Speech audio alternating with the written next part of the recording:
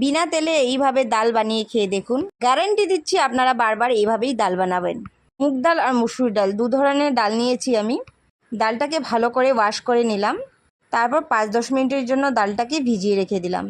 এবার সসপ্যান বসিয়ে ডালগুলো দিয়ে দিলাম, এক এক করে সারা সামগ্রী দিয়ে দিলাম। টমেটো কুচি দিয়ে দিলাম, পেঁয়াজ কুচি দিয়ে দিলাম, আর আদা রসুন থেতো করে আর 2টা কাঁচা লঙ্কাও দিয়ে দিলাম। আপনারা চাইলে কাঁচা লঙ্কা আরও 2টো বেশি দিতে পারেন। আমাদের বাড়িতে বাচ্চা আছে তো, তাই বলে আমি বেশি লঙ্কাটা দিলাম না। এরপর জল দিয়ে দিলাম, পরিমাণ মতো নুন দিয়ে দিলাম, আর চাপা দিয়ে 20 মিনিটের জন্য রেখে দিলাম। 20 মিনিট পর চাপাটা খুলে দেখলাম ডালটা একটু হবে, আবার এটাকে 5 মিনিটের জন্য চাপা দিয়ে দিলাম।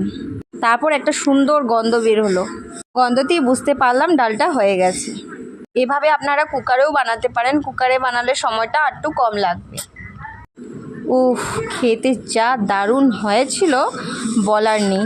আপনারাও এইভাবে বানিয়ে খেয়ে দেখুন একবার।